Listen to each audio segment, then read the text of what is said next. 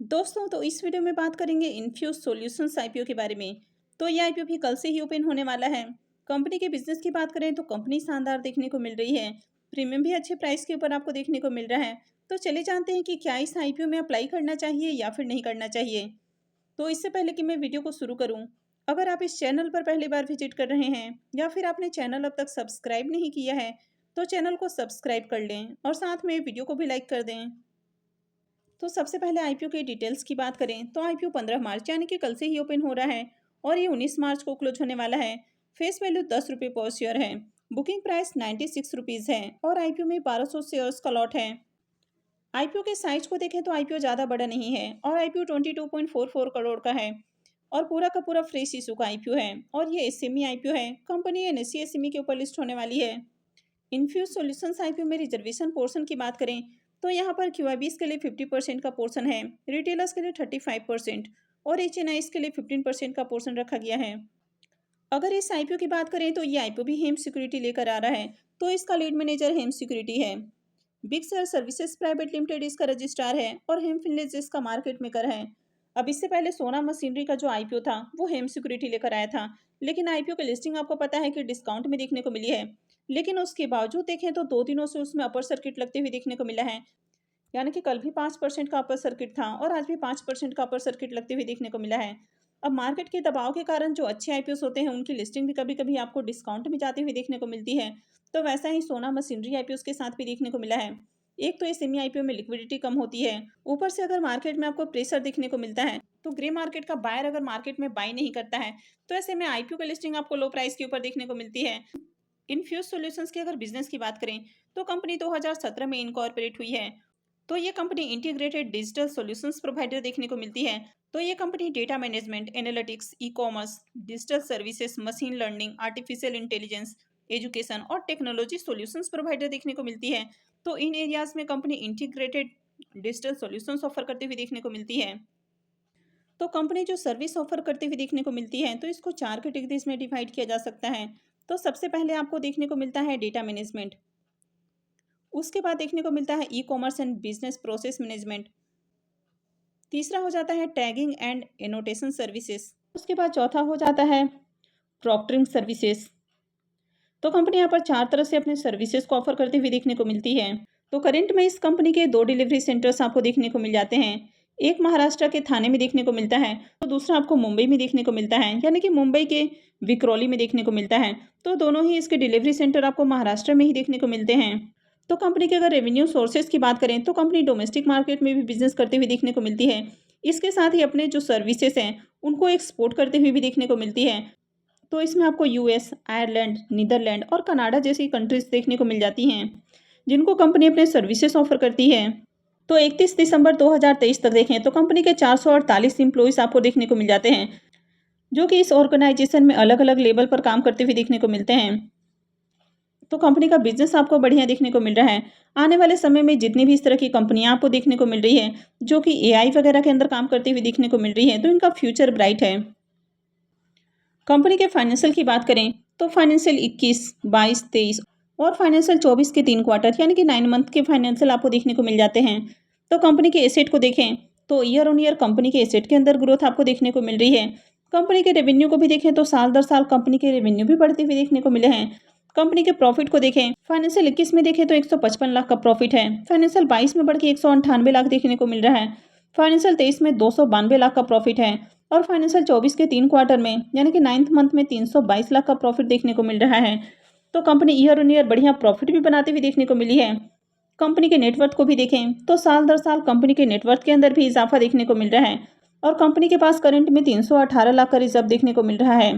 Company की अगर borrowings को देखें तो कंपनी के बोरोइंग्स लगातार इंक्रीज होते हुए देखने को मिले हैं और करंट में कंपनी के ऊपर 905 लाख से भी ज़्यादा का डेट देखने को मिलता है। तो कंपनी के ऊपर डेट आपको हेवी देखने को मिल रहा है, यानी कि 9 करोड़ से ज़्यादा का कंपनी के ऊपर डेट है। तो कंपनी के अगर ओवरऑल फाइनेंशियल को देखें तो कंपनी के डेट को छोड़ दिया जाए तो बाकी के फाइनेंशियल आपको शानदार देखने को मिल रहा है। तो कंपनी का मार्केट कैप 84.94 करोड़ का है, यानी कि 85 करोड़ के अराउंड कंपनी का मार्केट कैप देखने को मिल रहा है। आरओई और आरओसी नंबर देखें तो दोनों ही अट्रैक्टिव हैं। रिटर्न और नेटवर्थ भी काफ़ी अच्छा देखने को मिल रहा है। तो कंपनी का ओवरऑल फाइनेंशियल बढ़िया है, हालांकि यहाँ पर आपको डेट टू इक्विटी रेशियो देखने को नहीं मिल रहा है और वैसे भी कंपनी के ऊपर जो कर्ज आपको देखने को मिल रहा है, तो कंपनी आईपीओ के जरिए जो फंड रेज करने वाली है, तो उससे कर्ज का भुगतान करने वाली है। तो जल्द ही कंपनी का जो डेट है वो कम होते हुए देखने को मिलेगा या पूरी तरह से खत्म हो सकता है। अब इसके पी मल्टीपल को देखें तो पी मल्टीपल 21.35 का देखने को मिल रहा है। तो ये कंपनी भी ज़्यादा सस्ते प्राइस के ऊपर आईपीओ लेकर नहीं आ रही है। तो चलिए इसको इसकी पीयर से कंपेयर करके देख लेते हैं। कंपनी का जो पी मल्टीपल है वो 21.35 का देखने को मिल रहा है। वहीं वर्टेक्स प्लस टेक्नोलॉजी के पी मल्टीपल को देखें तो ये 36.43 का देखने को मिल रहा है।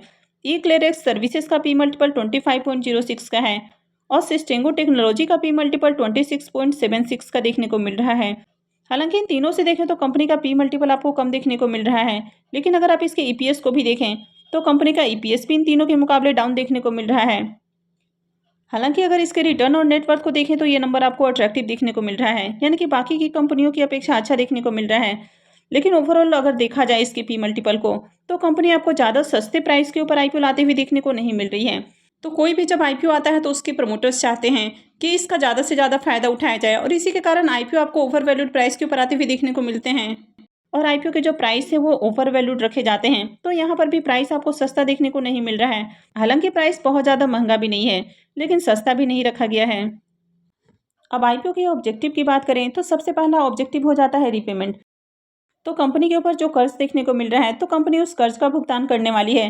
सेकेंड हो जाता है वर्किंग कैपिटल रिक्वायरमेंट और थर्ड हो जाता है जनरल कॉर्पोरेट पर्पस।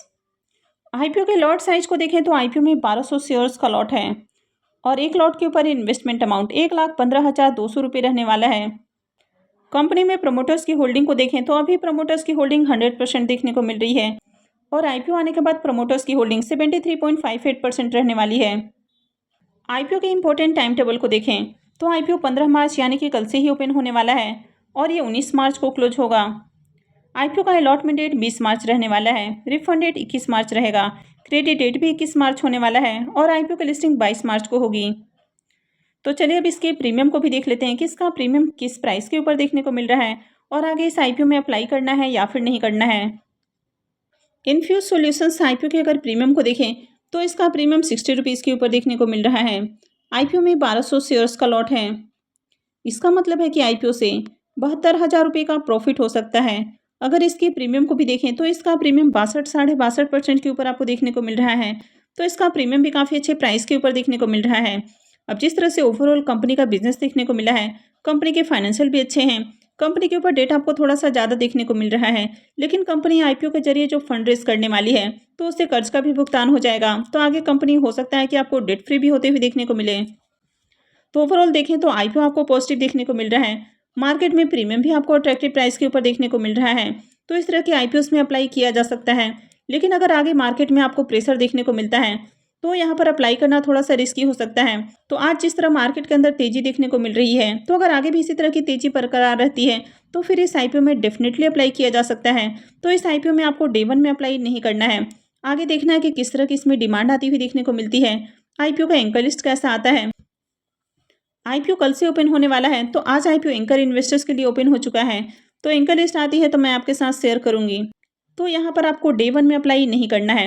हालांकि अगर इसके प्रीमियम के अंदर गिरावट देखने को नहीं मिलती है, आगे मार्केट में डिमांड आती है तो फिर अप्लाई किया जा सकता है। तो ओवरऑल मार्केट कंडीशन को देख के ही यहाँ पर अप्लाई करना है। तो आई होप कि आपको जानकारी अच्छी लगी होगी। तो अगर आपने वीडियो को अब तक लाइक नहीं किया है तो वीडियो को लाइक कर दें और साथ में चैनल भी सब्सक्राइब कर लें। और वीडियो को अंत तक देखने के लिए आप सबका बहुत बहुत धन्यवाद।